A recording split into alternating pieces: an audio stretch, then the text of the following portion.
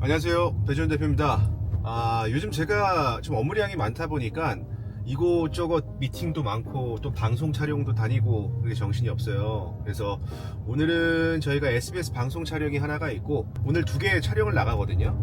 근데 이제 첫 번째 오늘 어떤 촬영을 하냐면은 요즘에 이제 건물주분들이라고 하면은 보통 자기 건물에 우량임차인을 입점시키고 싶어 하잖아요. 그래서 보통 대표적으로 F&B 업종이면 스타벅스를 어떻게 입점을 시키는지, 또 이 스타벅스가 입점됨으로 인해서 이 건물의 가치가 얼마만큼 급상승하는지, 뭐 이런 내용에 대해서 한번 첫 번째 촬영을 할 거고요.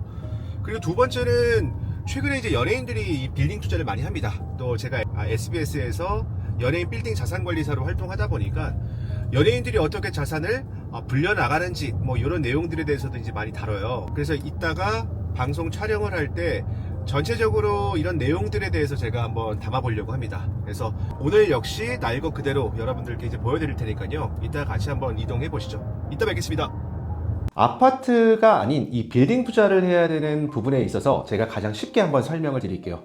지금 현 정권에서 가장 주의 깊게 보는 게 어떤 거죠? 주택이잖아요. 현재 정권에서는 이 주택을 투자가 아니라 투기로 간주를 합니다. 그렇기 때문에 이 주택 시장을 통해서 돈을 버는 거는 한계가 있는 지금 시장이거든요. 그렇게 보면은 이 주택 시장을 대체할 수 있는 시장이 뭘까요? 바로 이 꼬마 빌딩 시장입니다. 이 꼬마 빌딩 시장은 상대적으로 이 정부 규제에서 자유스러우면서도 이 대출, 이 레버리지를 최대한 활용할 수 있는 장점이 있기 때문에 주택보다는 빌딩 투자업이 훨씬 더 매력적인 시장입니다. 빌딩 투자를 하는 거에 있어서는 크게 두 가지 방식이 있거든요. 첫 번째는 일반 매매를 통해서 꼬마 빌딩을 구입하는 방식이 있고요. 또 다른 하나는 법원 경매를 통해서 이 흙 속에 가려진 진주를 발굴하는 방식이 있어요. 그리고 그 부분에 있어 갖고 내 자기 자금 조달을 해야 되잖아요. 그런 방식에서 내가 한 10%에서 한 20%의 현금만 있으면은 충분히 레버리지를 통해서 투자를 할 수가 있는 게 이 꼬마 빌딩 시장입니다. 내가 최소한의 지식을 탑재를 하고 또 부동산을 보는 안목과 또 개별성을 분석하는 그런 안목이 있는 경우, 이런 경우는 성공적인 투자로 갈 확률들이 높습니다.